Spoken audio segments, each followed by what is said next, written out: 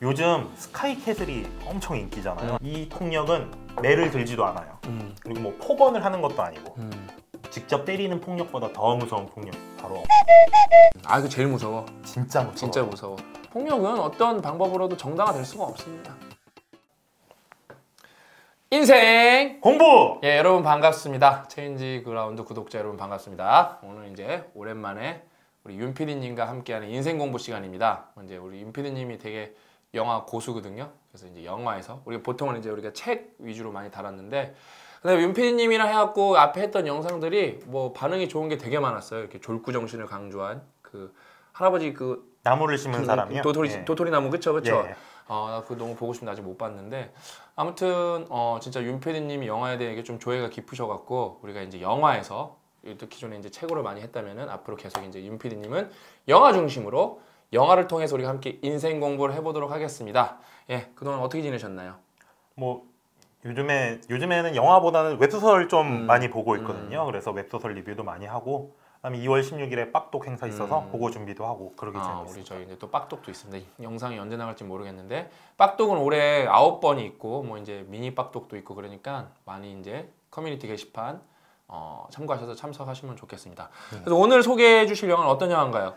요즘 스카이캐슬이 엄청 인기잖아요. 장안의 아주 화제인데, 저 그거 보고 진짜 깜짝 놀랐어요. 우리나라 사교육이 입시 코디네이터라는 게 있다는 것도 그 드라마로 처음 알았고, 그런 사교육 열풍에 한번 놀라고 또 보니까 되게 막 구성도 짜임새 있고 좋아서 잘 만들어서 두 번 놀라고, 그래서 참 훌륭한 작품이다 이렇게 하고 있는데, 영화 중에도 스카이캐슬하고 비슷한 주제의식을 가진 작품이 있었습니다. 그래서 오늘은 그거를 가지고 와봤어요. 윤피님 스카이캐슬 보셨어요? 다는 못 보고 보긴 봤어요? 예, 나는 드라마만 봤지 저는 못 봤거든요. 근데 그게 그냥 뭐 사교육 약간 풍자 블랙 코미디 그런 거라더라고요. 나는 못 봤는데. 블랙 코미디인데 거기서 나오는 게 너무 처음에는 저기 저런 게 말이 되나, 그런데 요즘에 유튜브에 동영상이 많이 올라와요. 그래갖고 스카이캐슬 입시 코디네이터 진짜 있다. 뭐 나는 얼마 받았고 뭐 이런 얘기들 나오는 거 보니까, 참고로 우리 윤 PD님이 그렇게 보이실지 안 보실지 모르겠지만 공부 잘하셨어요. 연세대학교 졸업하셨어요, 그렇죠? 예, 연세대학교 서울 캠퍼스, 그렇죠? 예, 서울 캠퍼스. 그러니까 되게 인텔리였는데 영화에 미치셔갖고 취업을 안 하셔갖고, 그렇죠? 그럴 만큼 영화의 고수입니다. 왜냐면은 연대 재료공학과의 신소재공학과예요. 신소재공학과. 그러니까 되게 에이스 공돌이어서 취업할 때도 많았는데 영화에 미치셔갖고 그 영화 파시느라고, 그래서 진짜 이제 빛을 여기서 보시는 거예요, 체인지 그라운드에서.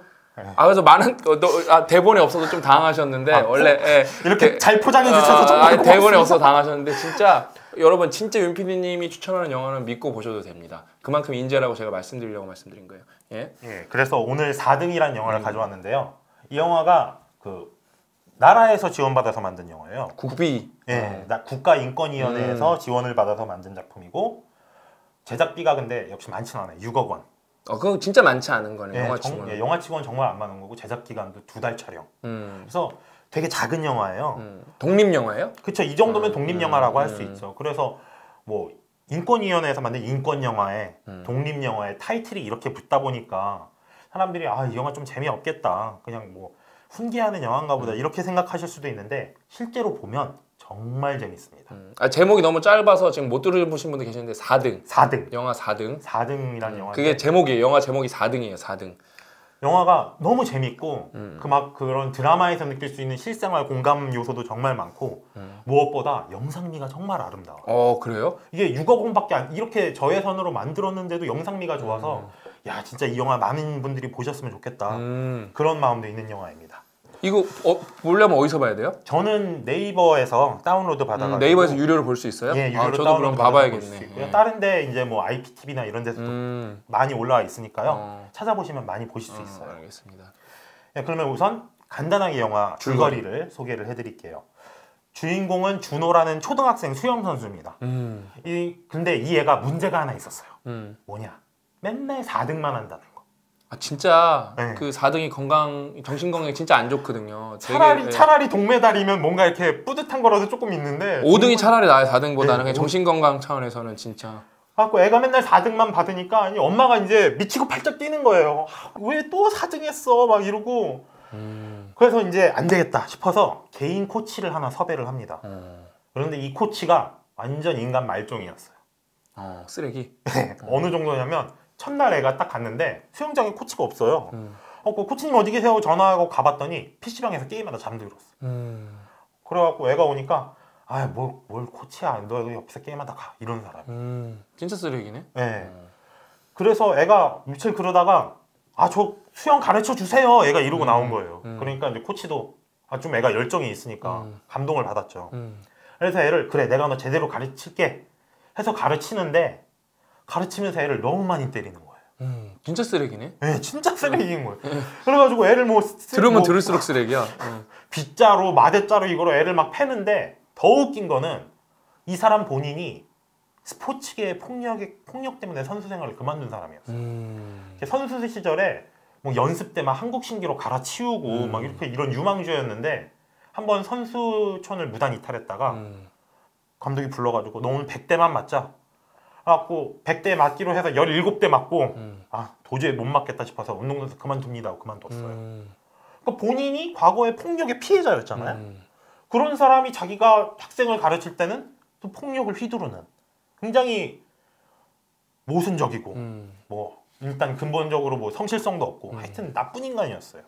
또 코치도 사연이 있네. 비운의 주인공이네 코치도요. 근데 그냥 쓰레기긴 쓰레기지만 또 비하인드 스토리가 있네요.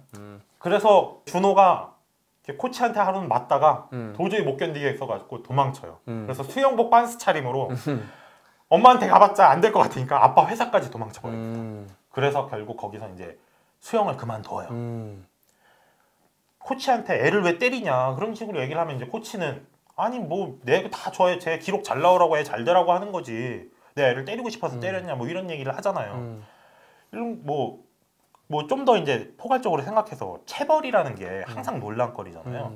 뭐 체벌은 절대 안 된다 하는 분들도 있고 뭐 교육을 위해서 어쩔 수 없다 이렇게 말씀하시는 분들도 있고 박사님이 생각하시기에 체벌을 어떻게 생각하세요? 그냥 뭐 이 세상에 100%라는 건 없어요. 근데 한 뭐 90%, 99% 정도는 체벌은 뭐 말도 안 되는 거고 체벌로 될 수 있는 게 딱히 없어요. 그냥 단기간에 잠깐 반짝은 되겠지만 기본적으로 그거는 이제 동기 측면에서 정서적 압박이기 때문에 그게 좋은 동기가 아니어서 뭐 롱런은 안 되고 갑자기 그게 생각나네. 제가 운동신경 별로 없어요. 근데 어렸을 때 제가 수영을 돈 주고 배우는데 그 코치가 되게 무식했어 내 기억에 생각에. 왜냐면은 제가 너무 힘이 들어서 그때 초등학교 뭐 1학년, 2학년 그러니까 아직 뭐 어린이고 앞뒤 구분도 못 할 때예요.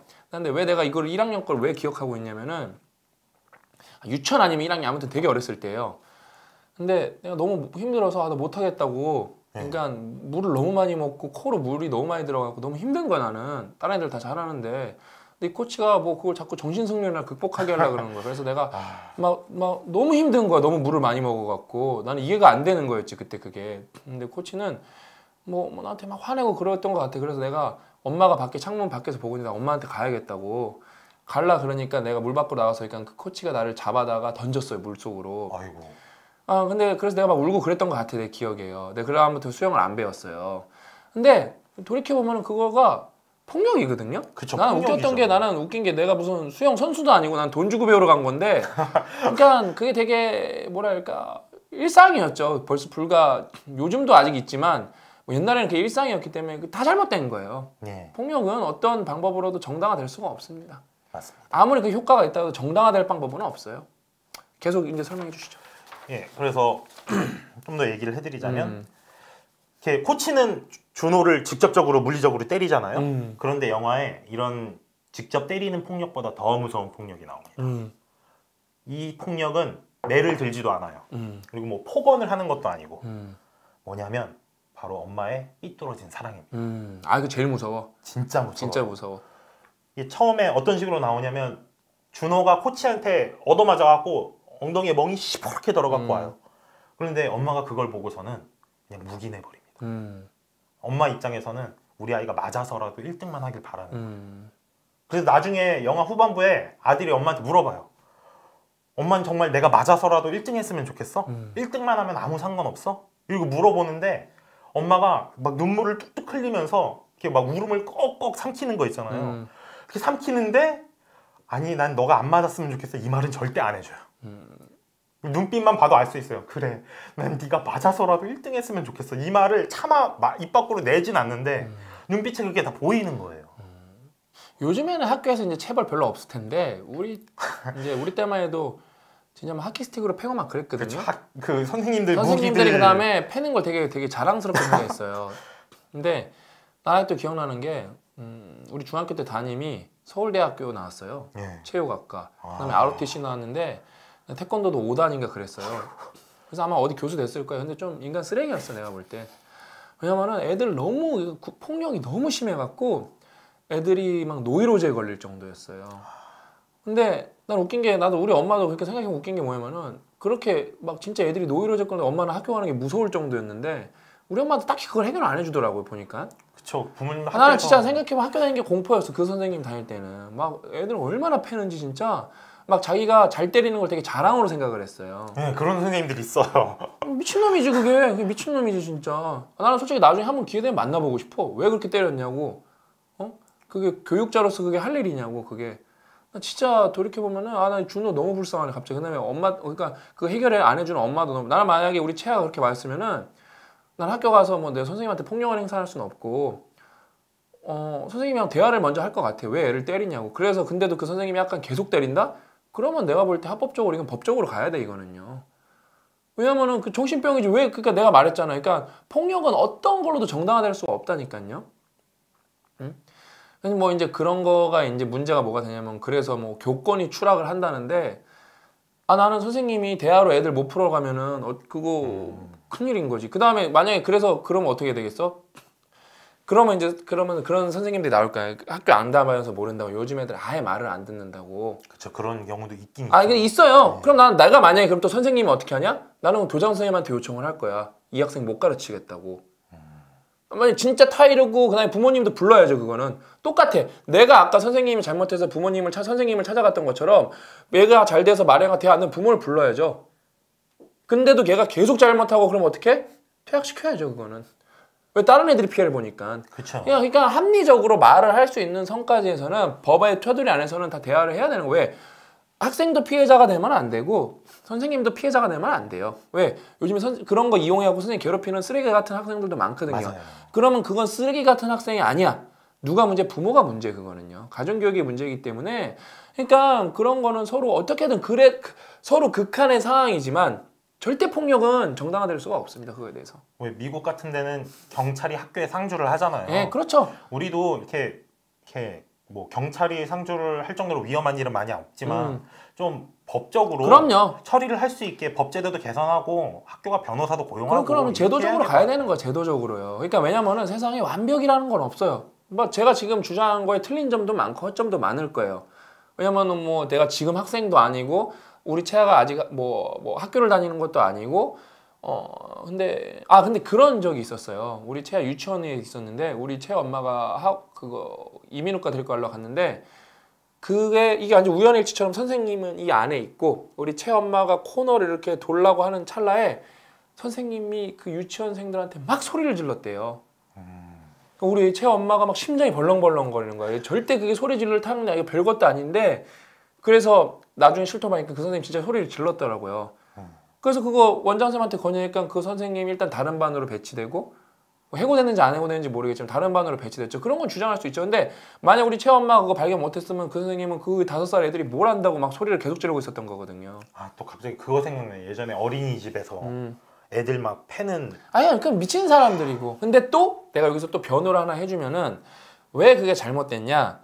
일단은 우리나라는 그게 있어요. 유치원 교사나 그 외국 같은 경우는 유치원 교사나 이렇게 뭐 어린이집 교사가 4년제 교육을 받아요. 근데 우리나라는 아마 아동 교육학과 2년제만 받아도 어린이집이나 이런데 그 취업을 할 수 있을 거예요. 그러니까 일단은 뭐 교육이 전부는 아니지만 상당하게 상관관계가 높거든요. 퀄리티 컨트롤에서 거기서 많이 걸러낼 수 있는데 거기서 자질이 안 된 사람들이 많이 들어오고 그다음에 선생님 한 명당 그 숫자가 우리나라가 선진국에 비해 되게 많을 거예요. 그 관리해야 되는 어린이 그쵸, 숫자가. 다뤄야... 그러니까 그거는 그 선생님들도 다 힘든 상황이 있는 거예요. 그래 놓고 또 선생님을 옹호하자면 저는 항상 양쪽을 다 본다니까요. 우리나라 그 유치원 선생님들이 제일 박봉이에요. 맞아요. 근무환경이 제일 안 좋고 야근이 제일 많기 때문에 왜 선생님의 애만 보면 끝나는 게 아니고 다음날 막 꾸미는 거 준비해야 되고 그러거든요. 그러니까 또 거기서 동기도 안 생기는데 녹초가 되고 그러니까 막 소리도 근데 지르게 되지만 여전히 제가 뭐라 그랬죠? 아이를 때리고 이런 폭력은 무엇으로든 정당화될 수가 없습니다. 예, 또 우리 본론으로 돌아가죠. 예. 그러면 다시 영화 얘기로 돌아와서 그러면 도대체 이 엄마가 왜 이렇게 삐뚤어진 사랑을 하게 됐나 이런 걸 한번 생각을 해볼 만해요. 근데 영화에서 어떤 얘기를 하나 제시를 해줍니다. 어떤 장면이 나오냐면 엄마가 둘째 아들하고 그러니까 준호 동생하고 같이 절에 가서 기도를 하고 나오는 장면이 나와요. 그래서 기도를 하고 나오는데 이제 둘째가 물어봐요. 엄마는 뭘 빌었어? 그랬더니 준호 형 1등하게 해달라고 이러는 거예요. 그러니까 동생 입장에서 삐지잖아요. 그래서 그럼 나는 이러니까 우리 기호는 공부 열심히 해서 좋은 대학 가게 해달라고. 그리고 성우하네 성우하나 웃겨. 그리고 아빠는 건강 이렇게 얘기를 하는 거예요. 그러니까 아들이 그럼 엄마는? 그러니까 엄마는 없어 이러는 거죠. 그러니까 이 어머니는 이름도 있어요. 의미심장하네. 정혜라고 이름이 있는데 정혜로서의 삶이 없는 거예요. 그럼요. 준호 엄마로서의 삶만 있는 거죠. 집착이 된 거지 집착. 그렇죠.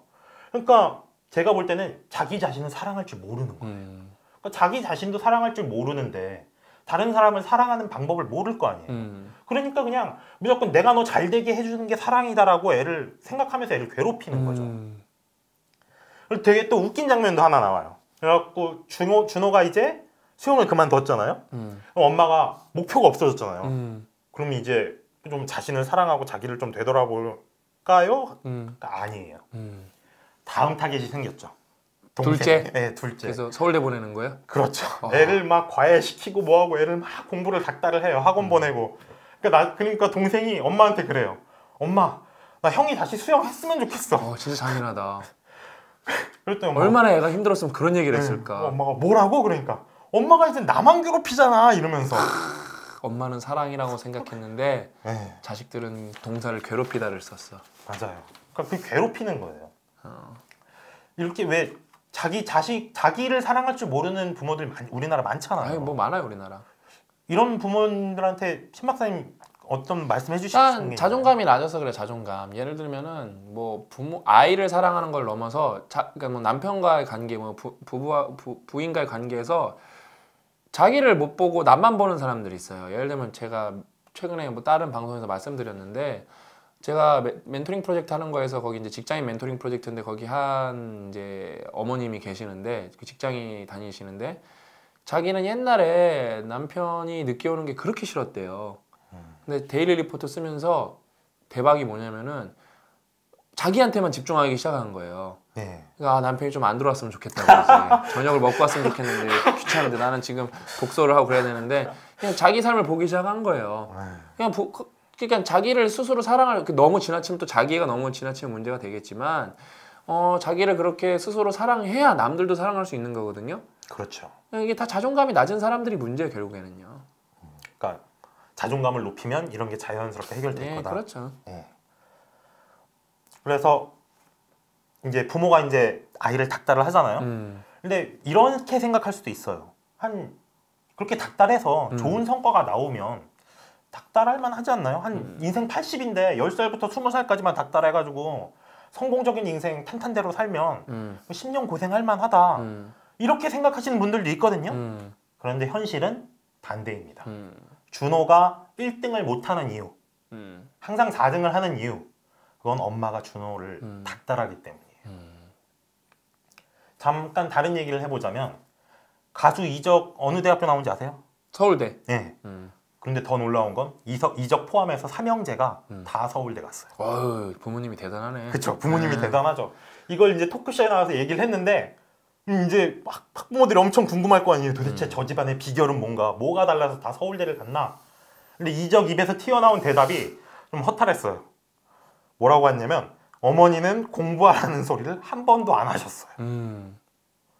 이게 공부를 안 시켜서 공부를 잘했다니까. 준호 엄마 같은 사람이 이 얘기를 들으면 기가 막힌 소리죠. 그럼요. 말이 되냐고.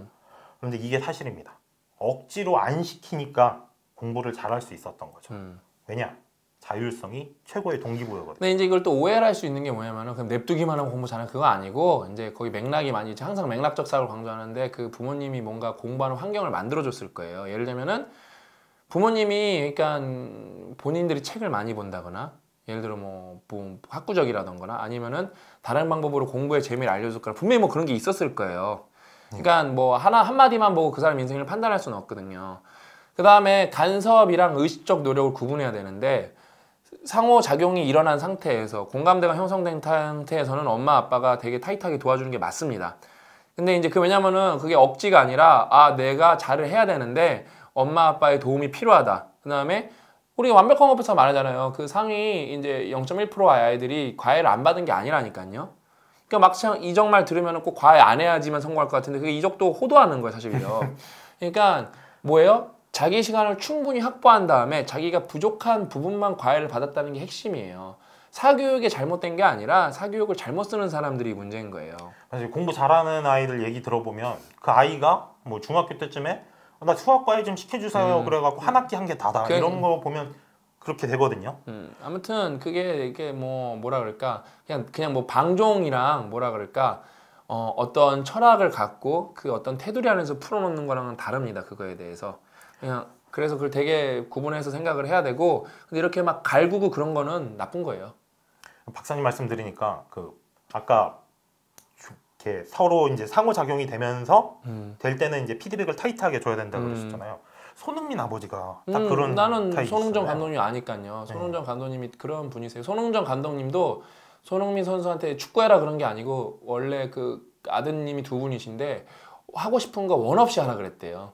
그러다가 이제 손흥민 선수가 자기가 축구 해보고 싶다 그래서 축구를 그때부터 시킨 거래요. 그래서 손흥민 선수가 축구도 되게 일찍 하지도 않았어요. 그래서 근데 그 아버님 딱 그 TV에 나온 걸 봤는데 몸매가 손흥민 선수보다 더 좋아요. 요즘도 운동 많이 했을 때 그래서 지금 다음 이제 손흥민 선수 비시즌 때 우리가 이제 또 상의할 게 있어서 한번 찾아갈 건데 대단하신 분이에요, 그냥. 그래서 이제 자율성이 어쨌든 애를 닥달하는 것보다는 그 아이가 충분히 혼자서도 할 수 있게 자율성을 끌어올려야지 동기부여가 되는데 영화의 결말이 이거랑 딱 맞아떨어져요. 영화에서 어떤 장면이 나오냐면 준호가 이제 수영을 그만둔다고 했는데 수영이 너무 하고 싶은 거예요, 아이가. 정대만이네. 네, 수영이 너무 하고 싶어서 엄마 몰래 이제 코치를 찾아가요. 찾아가서 코치님 저 수영 다시 하고 싶은데 가르쳐 주세요. 그런데 정대만이네, 진짜. 그쵸. 근데 문제는 코치가 아는 선생님이 아니라 인간 쓰레기였기 때문에 다시 이제 가르칠 생각이 없는 거예요, 코치는. 대신에 이렇게 얘기를 해요. 내가 도사맨키로 점 한번 쳐볼까? 너 혼자 해봐라. 금메달 딴다. 이렇게 얘기를 한 거죠. 그래서 준호가 정말 혼자서 대회를 나가봐요. 아침에 혼자 일어나가지고 이렇게 막 수영 수경 이렇게 챙겨가지고 대회장 가서 딱 레인에 서가지고 대회를 혼자 나갑니다. 거기에는 이제 때리는 코치도 없죠. 닥달하는 엄마도 없죠. 그래서 그 아이가 이제 수영 대회에 나가서 수영을 하는 장면을 영화가 수영을 즐기는 걸로 표현해요. 그래가지고 막 물에서 막 싱크로나이즈 하듯이 막 뒤집고 놀고 막 그걸 되게 영상미가 좋게 나오는데 마지막에 준호가 이제 물 밖으로 고개를 딱 내미니까 등수가 1등이 나온 거죠. 감동 코드로 끝나네. 그렇죠. 그런데 이거를 어떤 사람들은 이게 너무 영화가 너무 낭만적으로 끝난 거 아니냐, 너무 좋게만 끝난 거 아니냐 이렇게 얘기를 하시는 분도 계시는데 저는 자율성의 힘을 아니까 저한테는 이게 너무나 당연한 결론으로 다가오더라고요. 근데 맞아요. 일단 핵심은 자율성이고 자기가 좋아서 해야 돼요. 그래도 또 엄밀하게 짚고 넘어가면은 이런 운동 같은 거는 복잡계가 아니라 내가 노력한 만큼 의식적 노력에서 피드백을 철저하게 받아서 올리는 것만큼 중요한 거기 때문에 또 이런 거 보고 그래 맞아 나 혼자도 열심히 할 수 있어 그렇게 생각할 수 있겠지만 뭐 악기 뭐 이런 예체능 같은 경우는 여러분 훌륭한 코치가 옆에 있으면 여러분이 성공할 확률이 훨씬 높습니다. 그러니까 그런 거를 또 착각해갖고 맞아 막연하게 나 혼자 해야지 또 그렇게만 마음은 안 되고 내가 자율성이 이게 뭐 자율적으로 내가 스스로 내적 동기가 충만한 상태에서 그 다음에 재정적 여유까지 있다면은 무조건 코칭을 하이어링 하는 게 진짜 중요합니다. 그래서 어떻게 보면 좋은 코치가 다예요 여기서는. 그래서 그러니까 뭐 여기서 쓰레기 코치 뭐 여기서 맥락은 뭐냐면은 폭력, 이제 타성, 그 다음에 뭐 외적 동기로는 어림도 없다가 핵심이지만 근데 그거를 또 너무 그거 왜곡돼서 해석하면 안 됩니다. 그거에 대해서 그것만이 전부다는 절대 아니에요, 여러분 아셨죠? 네. 그래서 오늘 영화 4등 이야기는 여기서 이제 끝인데요. 제가 마무리로 이렇게 좀 드리고 싶은 말씀이 있어요. 이렇게 부모님들이 자식한테 맨날 공부해라 입에 달고 사시잖아요. 근데 저는 진짜 공부해야 되는 건 부모님이라고 생각해요. 아우 훌륭한데? 이게 어떻게 자식을 가르쳐야 하는지도 공부를 해봐야 돼요. 그럼요. 저도 이제 그러니까 대학 때는 취미 삼아서 그런 심리학 서적이나 이런 것들을 많이 봤는데 거기서 보면 이렇게 아까 전에 이제 좋은 코치도 필요하다고 하셨는데 먼저 내적 동기가 있어야 된다 그러셨잖아요. 내적 동기가 없으면 공부를 절대 잘할 수가 없어요. 근데 그거를 부모님들이 강제로 억지로 시키면은 오히려 더 역효과가 나는데 왜 억지로 시키느냐? 억지로 시키는 게 효과가 없다는 걸 모르는 거죠. 공부를 안 하니까. 그래서 심리학도 보고 교육학 서적도 보고 이렇게 부모님들이 직접 공부를 하셔야 돼요. 그래야지 아이를 올바르게 키울 수 있고요. 그다음에 그 부모가 공부하면 애들은 그 보고 배운다고. 저는 우리 집에서 책을 많이 보기 때문에 우리 채아가 책 읽는 거랑 되게 그냥 뭐랄까 뭐 엄청 뭐 책 중독은 아니지만 책 읽는 것 자체에 거부감이 없어요. 그거에 대해서. 근데 또 뭐 고 작가님은 이제 결의는 고 작가님이 책 많이 보는 거 봤지만 그렇다고 좋아하지도 않아요. 그게 여러분 인생에는 100%라는 게 없고 경향성, 방향성이 있는 거지 뭐 100% yes or no라는 거는 아닙니다. 그냥 뭐 그런 것까지 아셨으면 좋겠고 아무튼 이 4등 한번 보고 싶네요. 저도 이게 네이버에서 돈 주고 다운로드 받을 수 있다니까 저도 4등 한번 보고 이게 되게 임팩트 있는 숫자네. 4등 뭐 1등, 2등 뭐 넘버 3도 아니고 4등 되게 의미 있는 숫자였어요. 4등.